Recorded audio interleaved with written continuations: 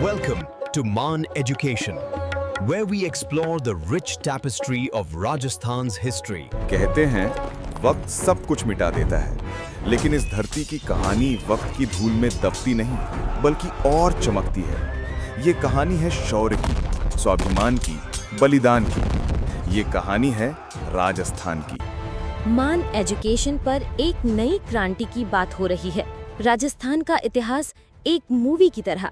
लेकिन सर, सच कहूँ तो डर भी लग रहा है, कहीं ये मूवी भी उन बोरिंग लेक्चर्स की तरह न हो जो नींद की गोली का काम करते हैं।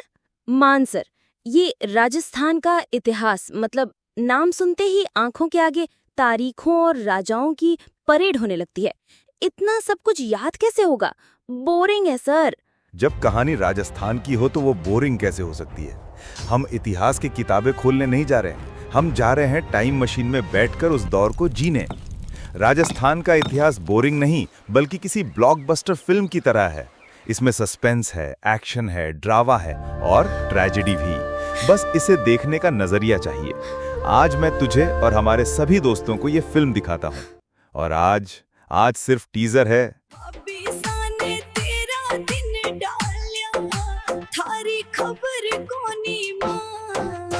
उस महागाथा का टीजर जो रोज सुबह 10 बजे एक नया इतिहास रचेगी। कहानी शुरू होती है एक नाम के सफर से। वो नाम जिसे आज हम अपनी पहचान कहते हैं, वो हमेशा से ऐसा नहीं था। तैयार हो? अच्छा, पक्का बोर नहीं करोगे? तो चलो शुरू करो राजस्थान इतिहास का धांसू इंट्रो। सबसे पहले तो ये नाम का ही चक्कर समझाओ। ये राजस्थान नाम आया कहाँ से? बहुत बढ़िया सवाल। यहीं से तो कहानी शुरू होती है।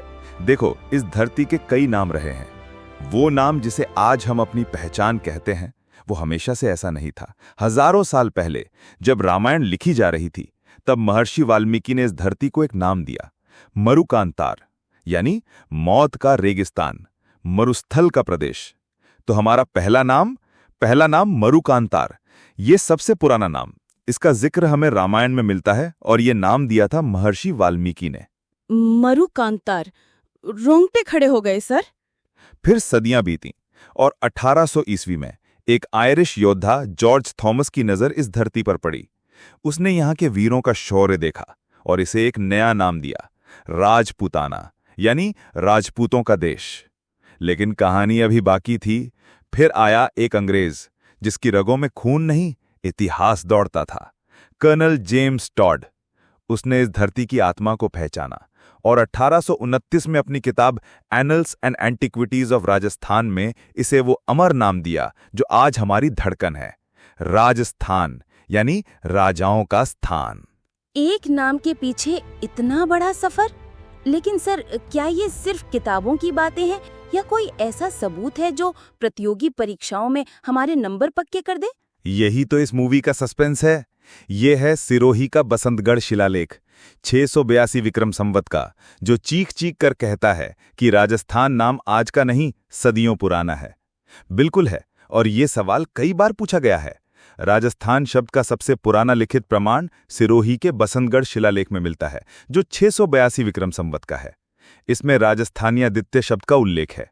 और फिर भारत की आजादी के बाद 26 जनवरी 1950 को हमारे संविधान ने इस प्रदेश को आधिकारिक तौर पर राजस्थान नाम दे दिया। नाम की कहानी तो समझ आ गई।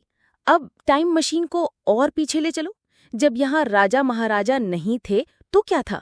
तब यहाँ थी वो सभ्यताएं जो आज की स्मार्ट सिटीज को भी टक्कर दे सकती थी। सबसे पहले चलते हैं हनुमानगढ़, घग्गर नदी के किनारे। यहाँ बसी थी कालीबंगा सभ्यता। इसकी खोज 1952 में अमलानंद घोष ने की थी।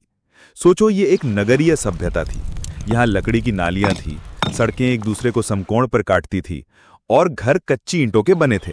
अच्छा, और यहाँ से ऐसा क्या खास मिला जो एग्जामिनर का फेवरेट सवाल बन गया? यहाँ मिला दुनिया का पहला जुता हुआ खेत, मतलब खेती का सबसे पुराना सबूत। इसके अलावा एक ही खेत में 2 फसलें, चना और सरसों उगाने का सिस्टम, यज्ञ की वेदियां यानी अग्निकुंड, और एक बच्चे की खोपड़ी जिसमें 6 छेद थे, जो शायद उस जमाने की सर्जरी का सबूत है ना कमाल? कालीबंगा तो सच में अद्भुत थी। और कोई सभ्यता? हाँ, अब आते हैं तांबे के दौर में। उदयपुर के पास थी आहड़ सभ्यता, जिसे ताम्रवती नगरी या तांबे वाली नगरी भी कहते हैं। ये एक ग्रामीण संस्कृति थी जहां लोग खेती और पशुपालन करते थे। यहाँ एक ही घर में 6-6 चूल्हे मिले हैं, जो शायद जॉइंट फैमिली सिस्टम की तरफ इशारा करते हैं। और गणेश्वर, उसका नाम भी बहुत सुना है। गणेश्वर सीकर को तो दिमाग में ताला लगाकर बंद कर लो। इसे ताम्रयुगीन सभ्यताओं की जननी कहते हैं। जननी मतलब mother of all copper civilizations? ऐसा क्यों? क्योंकि ये भारत की सबसे पुरानी ताम्र संस्कृतियों में से एक है। यहाँ से जो तांबे के औजार मिले हैं उनमें 99% शुद्ध तांबा है। और सबसे बड़ी बात, यहाँ से हड़प्पा और मोहनजोदड़ो जैसी बड़ी सभ्यताओं को तांबा सप्लाई किया जाता था। मतलब गणेश्वर उस जमाने का बहुत बड़ा इंडस्ट्रियल और एक्सपोर्ट हब था। चलो अब आते हैं असली एक्शन पर। राजपूत काल, इतने सारे वंश, इतने सारे राजा, सिर चकरा जाता है। कोई नहीं, मैं हूं ना। इसे कहानी की तरह समझते हैं। गुर्जर प्रतिहार उत्तर भारत के बॉडीगार्ड। 8वीं से 11वीं सदी तक ये उत्तर भारत की महाशक्ति थे। संस्थापक थे नागभट्ट प्रथम।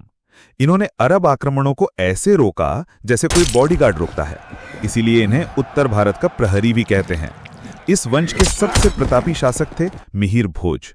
मिहिर भोज चौहान, शाकंभरी से दिल्ली तक। इनकी शुरुआत की वासुदेव चौहान ने। अजयराज द्वितीय ने 1113 ईस्वी में अजमेर शहर बसाया। और फिर आए इस वंश के बाहुबली पृथ्वीराज चौहान तृतीय, जिन्होंने 1191 में तराइन के पहले युद्ध में मोहम्मद गौरी को धूल चटाई, लेकिन 1192 में दूसरे युद्ध में हार गए, जिसने भारत का इतिहास बदल दिया। गुहिल और सिसोदिया मेवाड़ के स्वाभिमानी रक्षक। ये दुनिया के सबसे पुराने राजवंशों में से एक है। स्थापना की गुहादित्य ने, पर असली संस्थापक माने जाते हैं बप्पा रावल। बाद में राणा हमीर ने सिसोदिया वंश की नींव रखी और उन्हें मेवाड़ का उद्धारक कहा जाता है। इसी वंश में हुए महाराणा कुंभा, जिन्होंने विजय स्तंभ बनवाया। महाराणा सांगा, जो अपने शरीर पर 80 घाव लेकर लड़े। और महाराणा प्रताप, जिनका नाम ही काफी है। राठौड़, मारवाड़ के पराक्रमी शासक। इनकी नींव रखी राव सिंहा ने। राव जोधा ने 1459 में जोधपुर बसाया और मेहरानगढ़ जैसा अजेय किला बनवाया। राव मालदेव इतने शक्तिशाली थे कि फारसी इतिहासकारों ने उन्हें हशमत वाला शासक कहा। और राव चंद्रसेन को तो मारवाड़ का प्रताप कहते हैं, क्योंकि उन्होंने भी प्रताप की तरह अकबर के आगे कभी सिर नहीं झुकाया। 30 मार्च 1949 को एकीकरण का चौथा और सबसे महत्वपूर्ण चरण पूरा हुआ था। इसी दिन जयपुर, जोधपुर, बीकानेर और जैसलमेर जैसी बड़ी और शक्तिशाली रियासतें एक साथ आईं और वृहद राजस्थान बना, जिसका उद्घाटन खुद सरदार पटेल ने किया था। इसीलिए ये दिन राजस्थान के लिए ऐतिहासिक है। और 1 नवंबर 1956 को राजस्थान अपने आज के स्वरूप में आया। ये तो लाजवाब था मानसर, है ना? तो दोस्तों, ये थी मरुकांतार से आधुनिक राजस्थान बनने की एक जबरदस्त कहानी।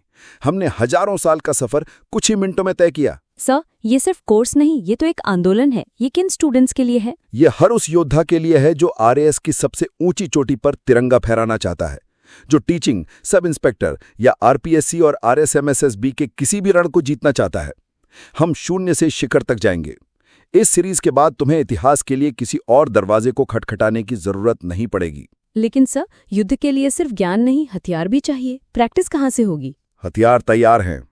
इस मूवी के सारे पीडीएफ नोट्स और प्रैक्टिस के लिए अस्त्र शस्त्र तुम्हें मिलेंगे हमारे टेस्ट ट्यूब ऐप पर, इतिहास वाली टेस्ट सीरीज के अंदर। ज्ञान यहां और विजय का अभ्यास वहां। ये तो सोने पे सुहागा है। रुको, कि और धमाका बाकी है। हमने एक नई जंग शुरू की है। टेस्ट क्यू यूट्यूब चैनल पर डेली राजस्थान करंट अफेयर्स की मूवी स्टाइल में सीरीज शुरू होने जा रही है। इसकी जल्दी अपडेट मान एजुकेशन टेलीग्राम चैनल पर उपलब्ध करवा दी जाएगी। पर डेली राजस्थान करंट अफेयर्स की वो क्लास तुम्हारे लिए रामबाण साबित होगी।